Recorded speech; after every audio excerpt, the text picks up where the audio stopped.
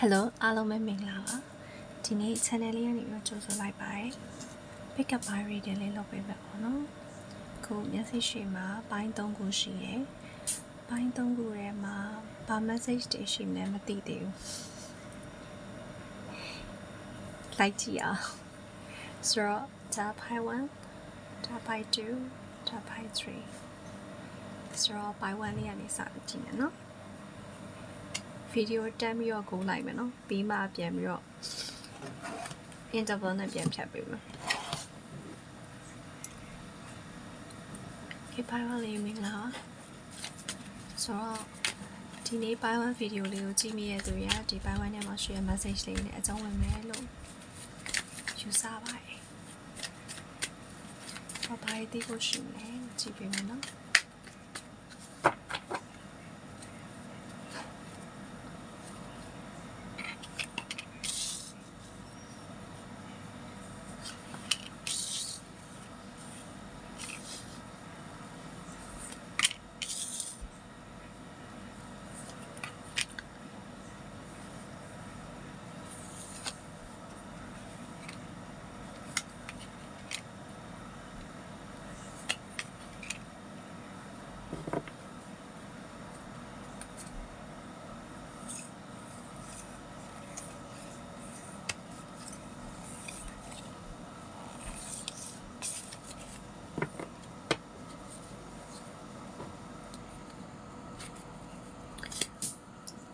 ဆိုတော့အပိုင်း1လေးကိုယူထားတဲ့သူတွေအများစုကနှစ်ပိုင်းတွေရပါတော့တစ်ပိုင်းကတော့လောင်ကစားအရန်လောက်တာနဲ့ဒီအပိုင်းရန်နည်းနည်းများနေမယ်နည်းနည်းဝမ်းနေကြလေးရှိနေမယ်မိသားစုရမှာနော်မိသားစုရမှာနည်းနည်းဝမ်းနေကြလေးရှိမှာကိုကလည်းကောင်းပါတယ်ခါကြတော့နည်းနည်းလေးပေါ့နော်ယူတော့တဲ့အပိုင်းတွေလည်းရှိရဲဟိုလိုမစင်မကျင်မဲနဲ့ risk ယူပြီးလုပ်လိုက်တဲ့အရာတွေကတစ်ဖက်လူပြောစရာပေါ့နော်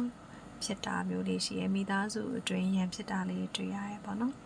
ဒါပေမဲ့အလုပ်ကိုင်ထဲမှာတော့အဆင်ပြေပါတယ်လုပ်ငန်းကိုင်ကအဆင်ပြေအောင်တွေ့ရတယ်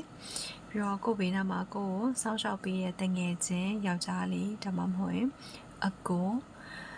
အဲ့လိုပေါ့နော်ကိုချစ်သူဆိုလဲ main ကလေးဆိုရင်လည်းကိုရဲ့ချစ်သူကိုရဲ့ crush အစားရှိတဲ့ဖြစ်ပေါ့နော်အိမ်အောင်တဲ့ဆိုလဲကိုအမျိုးသားပေါ့အဲ့ဒါတော့ရှိမယ်ဆိုတော့အဲ့ဆောနာပြောတယ်ကောင်းပါပြီတဆိုတို့လုပ်တဲ့အမှုတွေကြောင့်နည်းနည်းလေးအိမ်တွင်ပြဿနာလေးရှိနိုင်တာလေးတော့တွေ့ရပါတော့ကိုနည်းနည်းစိတ်မကောင်းဖြစ်ရတဲ့လေးကြုံတတ်တယ်ဒါဖိုင်1လေးကနေပြီးတော့တွေ့ရ message လေးပေါ့နော်ဆိုတော့နောက်ဒီဖိုင်1နဲ့မှာပဲနောက် group က version တစ်မျိုးကဘာတွေ့လဲဆိုတော့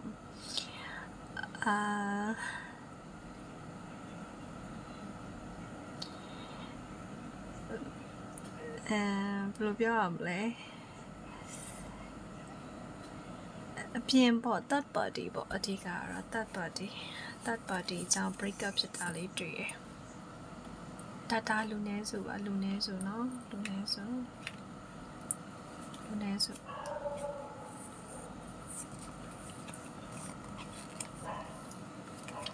ခဏပဲ break up ဖြစ်တာခဏပဲဘာဖြစ်လို့လဲဆိုတော့ third party ကိုကဒါကိုက cheat လုပ်လိုက်တာပေါ့နော် cheat လုပ်လိုက်တဲ့ third party ကိုကတကယ်ပြောရင်မကြိုက်ဘူးကိုတိုက်မဟုတ်ဖြစ်နေအောင်တော့တွေ့ရတယ်ဆိုတော့တော့အချိန်မမီတော့ပဲနေ break up ဖြစ်တာမျိုးလေးတွေ့ရတယ်နည်းနည်း queue site ပေးပါပေါ့နော်နည်းနည်းလေးသတိထားမှာတချို့တော့လူနည်းစုကတစုံတရာကိုဆုံးခွာသွားတတ်တယ်ဆိုတော့နောက်သားရမျိုးလေးရှိမှာဆိုလို့ 5 of cups 4 of cups which means it's a regrets ဆိုတော့နောက်သားရမျိုးလေးရှိမှာဆိုလို့ cheat လုပ်ထားတဲ့သူတွေဆိုရင်တော့အဲ့ cheat လုပ်ထားတဲ့ third party နဲ့ break up ဖြစ်သွားနိုင်တယ်ကိုကသူတိုက်မဟုတ်ပဲနဲ့အဲ့ချိန်မှာအရင်တယောက်ကလည်းနည်းနည်းကိုပုံမှာစွန့်ခွာသွားတဲ့ဘိုင်းလေးရှိရပါတော့ဆိုတော့အဲ့ဒါတော့လူနည်းစုပါဆိုတော့ဖိုင်1လေးမှာဒီမှာအခုဘာတွေ့ရလဲဆိုရင်ဖိုင်1လေးနည်းနည်းခေါင်းမာရီတဆိုထိုးဖြစ်တာလေးတွေနည်းနည်းပေါ့နော်ကိုလှုပ်ချင်တာလှုပ်တာမျိုးလေးတွေးကြတယ် အဲ့အတွက်ပေါ်မှာ bad boys bad girls တွေပေါ့နော်အဲ့ပေါ်မှာနည်းနည်းလေးဘယ်လိုပြောရမလဲနောက်က consequences လေးပေါ့ consequences လေးကိုနောက်ဆက်တွဲဆိုချိုးလေးဖြစ်တာမျိုးလေးရောကြုံနိုင်တယ်ဒီခုတရားနေပြီးတော့ April လအတွင်းမှာကြည်ရပါစိတ်က April လအတွင်းမှာရည်စူးထားဆိုတော့အဲ့ဒါသတိပေးခြင်းနဲ့ message လေးထွက်လာတယ်ပေါ့ကျေးဇူးပါ thanks universe so တော့ okay Taiwan လေးတွေမှာမိသားစုဆက်တူလုပ်ငန်းတွေပါရှိရဲ့အိမ်ချမ်းမြေအကျိုးဆောင်လုပ်ငန်းတွေရှိရဲဆိုအဲ့ရနေပတ်စံမြောင်များစွာဝင်မယ်နော်ပတ်စံမြောင်များစွာဒီကနေပြီးတော့4လအတွင်းဒါမှမဟုတ်10လအတွင်းဒါမှမဟုတ်အိမ်ရောက်မယ်ဆိုလဲအိမ်4လုံး10လုံးအစားရှိတဲ့ပြင်ပေါ့နော်အဲ့လိုမျိုး4ကဏ္ဍ10ကဏ္ဍနေနဲ့အကျိုးပေးမယ် okay ဆိုတော့ Taiwan လေး good like ပါဆိုတော့တချို့တော့အရာရတစ်ခါလေကြာရင်ကိုကြားချင်တဲ့ message တွေပဲမဟုတ်ဘဲနဲ့တိလာရတဲ့အခါမှာဆို universe ကပေးတဲ့ message တွေတတိပေးရဲ့ပုံစံမျိုးလေးတွားတာကိုတွေ့ရတယ်ပေါ့နော်ဆိုတော့ Taiwan လေး carry reading လေးကိုကြိုက်တယ် message ကြိုက်တယ် resonate ဖြစ်တယ်ဆိုရင် like and subscribe လုပ်ခဲ့ဖို့မေးပါနဲ့ okay ဆိုတော့ bye to တော့မယ် hi bye to လေးမင်္ဂလာပါဒီနေ့ဒီ text တွေကို tattoo text တွေရွေးထားတဲ့ by 2လေးအတွက် universe ကနေပြီးတော့ message လေးသိဖို့ရှိမလဲဆိုတာကြည့်ပေးမယ်နော် have a seat take a look okay let's see wow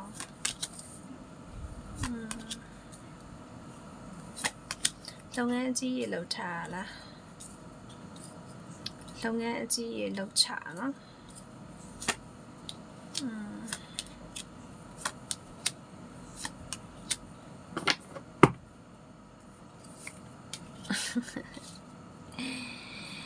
အချစ်ကအချစ်ပဲလောက်ကလောက်ပဲပါဟလားပြန်မနေပြီဆိုတော့ဒီ python လေးရွေးထားတဲ့သူတွေကတဲ့ဆိုအလုံးနဲ့ love life နဲ့ကသူတို့ကတော်တော် balance ပြအောင်လုပ်ဖို့လိုရဲပေါ့နော်အဓိက universe ကပြောချင်တာကတော့အခုချိန်မှာကံကောင်းနေတဲ့အချိန်ဖြစ်တယ်လုပ်ငန်းအသစ်စတင်ထားတော့တွေ့ရတယ်ကိုယ်ပိုင်လုပ်ငန်းငွေကြေးအများကြီးပုံအော်ပြီးတော့လုပ်ထားတွေ့ရတယ်ဒီမှာ dot cut နဲ့ star cut နဲ့ကြားရဆိုတော့တစ်ခုခုကိုဖြတ်ပြီးတော့မှဥမာအရင်အလုပ်ဟောင်းဖြတ်ပြီးဘရင်အောင်ဖောင်ပြက်လုပ်ထားတွေ့ရပါတော့ဆိုတော့တချို့သူတွေကလည်းပဲတငယ်ချင်းနဲ့ dry reset တူလုပ်ထားတာတို့အဲ့လိုမျိုးအစုအဆက်ပူပေါင်းလုပ်ထားတဲ့လုပ်ငန်းအသစ်ကလေးခုမှစပြိုးတာပေါ့နော်မျောလင်းချက်တွေအများကြီးနဲ့အဲ့လိုမျိုးလေးတွေ့ရရဲဆိုတော့တေချာစဉ်းစားပြီးမှလုပ်ထားရဖြစ်တဲ့အတွက်ကောင်းမှာကောင်းမယ်အောင်မြင်မယ်ပြောင်းလဲမှုကောင်းရင်ဖြစ်မယ်ပေါ့နော်ဆိုတော့ကံကောင်းခြင်းတွေကအခုဒီ by 2လေးစီမှာရှိနေတဲ့ဒီ April လအတွင်းဒါပေမဲ့စိတ်ခေါ်လူရောပင်ပန်းရမယ်ပေါ့နော်အလုပ်ပင်ပန်းတာရောအဓိကတော့လုပ်ပင်ပန်းတာအလုပ်ကအောင်မြင်မယ်ပင်ပန်းမယ်အဲ့လိုပုံစံမျိုးလေးရောတွေ့ရတယ်နောက်သူကချစ်တဲ့လောက်ချာမှာ balance ပြအောင်လုပ်ပါလို့ပြောရဲအချက်ကဘာတွေ့လဲဆိုတော့ဒီမှာဒီအခုဒီ by 2လေးတွေကို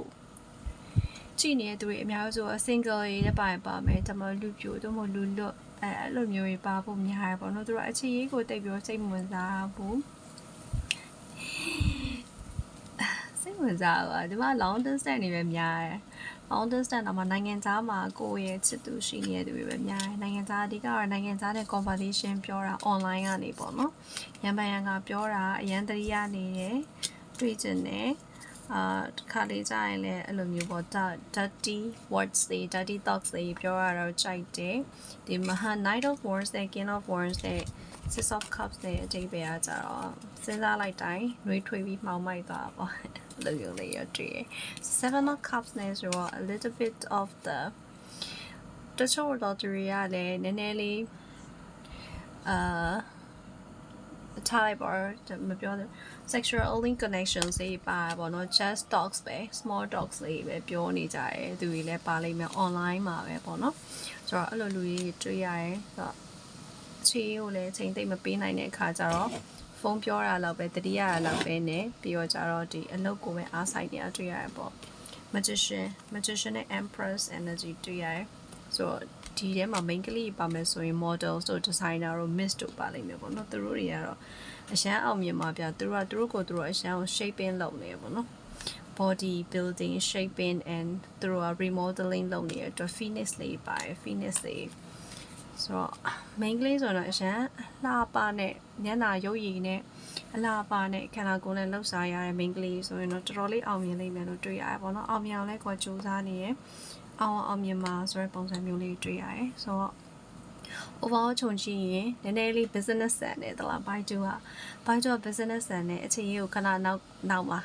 ခဏ set aside ပေါ့နော်ဘေးထားပြီးတော့အရင်စူးစမ်းနေတဲ့သူတွေတွေ့ရတယ်အုံနောက်နဲ့တေချာစဉ်းစားပြီးမှစနစ်တကျစူးစမ်းတာဖြစ်တဲ့အတွက်ကြောင့်မို့အောင်မြင်မှာပါလို့ပဲအကြံပေးချင်ပါတယ်ပေါ့နော်ဆိုတော့ဘိုက်ကျူလေး good like ပါ April ကတင်းတို့အတွက်အရန်ကိုအောင်မြင်မဲ့လုပ်ငန်းသစ်တွေစတင်ပြီးတော့လုပ်နိုင်မဲ့ချက်ချင်းမြတ်တာတွေပွားများနိုင်မဲ့စာနေပဲဖြစ်ပါတယ်ဆိုတော့ by 2လေးကို energy guide တွေ resonate ဖြစ်တယ်ဆိုရင် like and subscribe လုပ်ခဲ့မိပါနဲ့အောင်နော်ဆိုတော့ဒါပြီးရင် by 3လေးတော့မယ် by 3လေး hi by 3လေးမင်္ဂလာပါဆိုတော့ဒီနေ့ကြည့်ပေးမဲ့ tax လေးကဒါလေးက the muse tax လို့ခေါ်တယ်ဆိုတော့ကျွန်တော်ကြိုက်တဲ့အချက်ကဒီကောင်က positive vibe တွေပဲဆွဲငင်တာပေါ့နော်ဆိုတော့ပိုင်း3လေးတွေကိုစပြီးတော့မကြည့်ခင်ဒီ April ကပိုင်း3လေးတွေအတွက်အကန့်ကောင်းခြင်းတွေနဲ့ပြည့်နှက်နေမယ်လားလို့ယုံကြည်ပါတယ်ဆိုတော့ဒါက Tarota ရဲ့ Be a Pleasant ပါဘာလို့လဲဆိုတော့ဒီကောင်က the muse က positive only ပဲ message ပဲပြတာများရဲဆိုတော့ဗောနော်တစ်ချက်လိုက်ကြည့်ပေးမယ်ပိုင်း3လေးတွေအတွက် April မှာပါ message တွေသိဖို့ရှိမလဲဗောနော်ကြည့်ပေးမယ်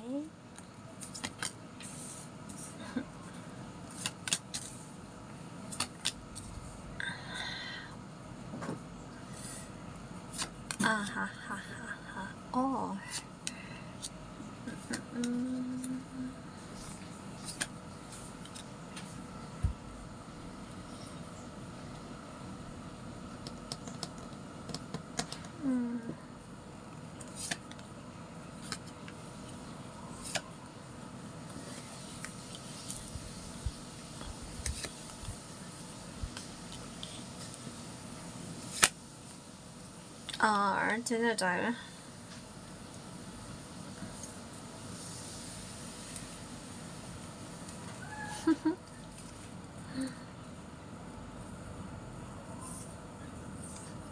ဆိုပိုင်း3လေးတွေကတတိဖို့လိုရ message တစ်ခုကကြတော့ secret admirer ပေါ့နော် runner chaser dynamic တစ်ခုတွေ့ရသူကတော့ love တည်တံ့ပုံစံမျိုးလေးတွေ့ရပေါ့နော် from little moment to marriage တိသွားတွေ့ရရပေါ့နော်ဒါ tarot sense ကတော့ကတိုင်းကြရိုက်နေပဲ from little moments မှာတကယ်ကိုchance meeting သူနဲ့ကိုယ်တည်းတခါမှမမြင်ဘူးလုံးဝသစိမ်းဟိုတော့မှအဲ့လိုဗထင်မှတ်ထားတဲ့နေရာမှာတွေ့တာမျိုးရုတ်တရက် love at first sight လို့မပြောဘူးเนาะမ love ဘူး first sight မှာမ love ဘူးဒါပေမဲ့ there's something past life connection ရှိရပေါ့เนาะ past life connection ကဘဝတော်တော်ဝေး past life connection ဒီဘဝမှာ just explore ဖြစ်သွားပြီးတော့တွေ့သွားပြီးတော့ဒီတယောက်နဲ့တယောက်တွေ့ပြီးတော့ကတိုင်းကြိုင်းဖြစ်တာလေးအဲ့လိုအလွဲလေးတွေဒါမှမဟုတ်တွေ့ချင်းမှာဘလို့မှတယောက်နဲ့တယောက်ချစ်မှာမဟုတ်သေးချာတော့ဒါပေမဲ့ chance meeting လေးတစ်ခုတွေ့ရကွာ scenario ဈေးရဘလို့လဲဆိုတော့အဲ့ဒီကနေမှတစ်ဖက်လူကယောက်ျားလေးဘက်ကဖြစ်ဖို့များရဲပေါ့နော် runner chaser dynamic တွေ့ရဆိုတော့သူကအတင်းထိုးလိုက်တာမျိုးတွေ့ရတယ်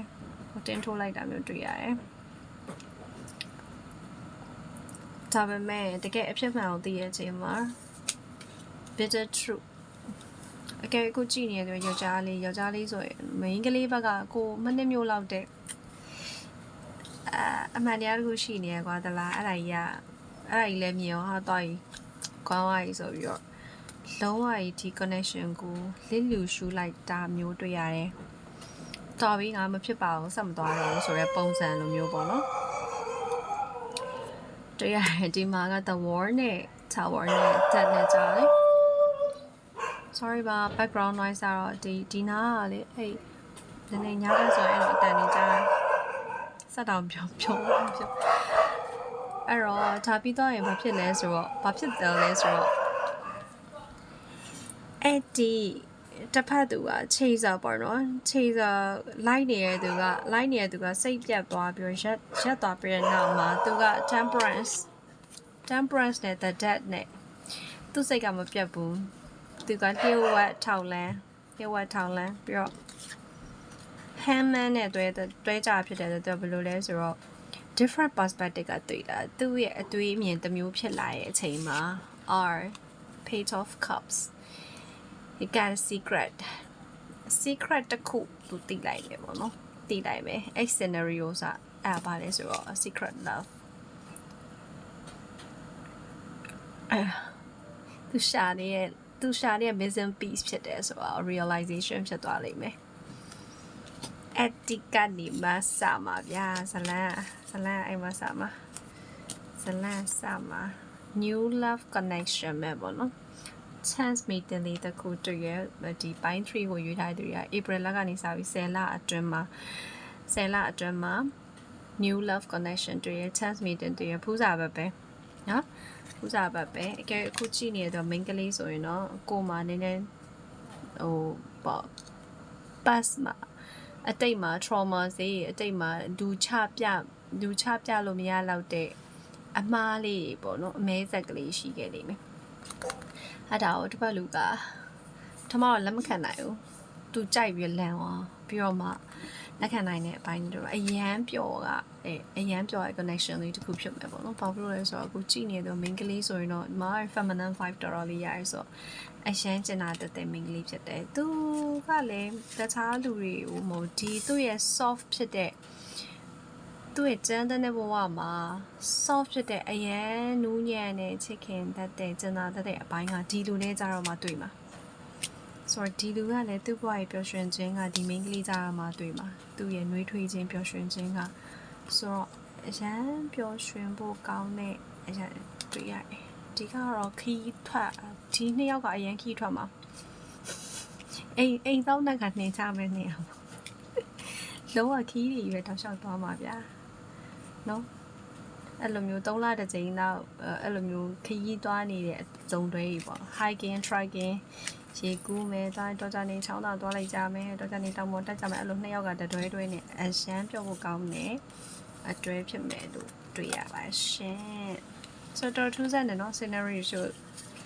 ဒီကရှာအောင်ခလုတ်တိုက်တယ်အဲ့တော့အရှမ်းကောင်းကျမပြပြမယ်ကျမက Four of Pentacles ကို Page of Pentacles နဲ့တွဲရဲ့အခါမှာလေအရှမ်းသဘောကျတယ်ဘာဖြစ်လို့လဲသိလား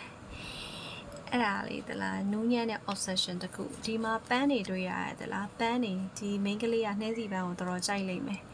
နှင်းစီပန်းကိုတော်တော်ကြိုက်လိမ့်မယ်ပြီးတော့သူကပန်းရောင်တို့အဝါရောင်တို့ကြိုက်နဲ့တက်တဲ့သူဖြစ်လိမ့်မယ်ပေါ့နော်သူကအရန်နူးညံ့တဲ့ main ကလေးပေါ့နော်ဖြစ်လိမ့်မယ်ယောက်ျားလေးဆိုရင်လည်းပဲ feminine energy အရန်များတယ်တချို့ယောက်ျားလေးဆိုအဲ့လိုပန်းမေလေးစိုက်တယ်လေ6နေလုံးမဟုတ်ဘူးလေသိရမလားအဲ့လိုမျိုးဟိုသူတို့ကြိုက်တဲ့အပိုင်းလေးရှိတယ် feminine energy များရဲ့ဟာလေးတွေ့ရ okay ace of emotions ဆိုအဲ့ချက်တရား t-shirt emotions အရန်များတယ်မှာ ten of cups ace of cups the sun အရန်ပျော်ဖို့ကောင်းပျော်ရွှင်ခြင်းတွေနဲ့ပြည့်နေမှာနော်ကျွန်တော်စနာရပြန်ရှင်းပြမလို့ Page of Pentacles နဲ့ Four of Pentacles နဲ့တွေ့လက်မလွတ်နိုင်အောင်အရန်တမိုးထားအမြင့်တွေမြေကြီးထဲမှာဆွဲတွေ့ပြီးကုတ်ထားတယ်လို့ပဲသူ့ရဲ့လှုပ်ရှားမှုတေးသေးလေးကအစားသူ့ရဲ့ဓာတ်ပုံလေးတွေကိုကရိုက်ပြီးတာကြိုက်လိမ့်မယ်သူ့ရဲ့ every movement ဆိုင်ကိုကိုယ့်ရဲ့စိတ်ထဲမှာဆွဲနေတဲ့ပုံစံမျိုးပေါ့နော်ဆိုတော့အဆွဲလည်းအရန်ကြီးရဟာကိုပြတယ်တမိုးထားတာကိုပြတယ်ဒီ connection လေးရလေဆိုတော့ထူးဆန်းတဲ့ပိုင်း3ခုမှာ love reading ဖြစ်သွားတဲ့ဒီပိုင်း3ပဲရှိရပါတော့ဆိုတော့ good like ပါပိုင်း3လေးenergy အရန်ကြိုက်တယ်ဆိုရင် comment မှာဝင်မှန်းခဲ့ပြီဒီ reading လေးကိုကြိုက်နေတတ်တယ်ဆိုရင် like and subscribe လုပ်ခဲ့ဝင်မိပါနဲ့နော်ပိုင်း3လေးကံကောင်းတဲ့လလေးဖြစ်ပါစေ bye bye နောက် collective reading တွေမှာပြန်တွေ့မယ်နော်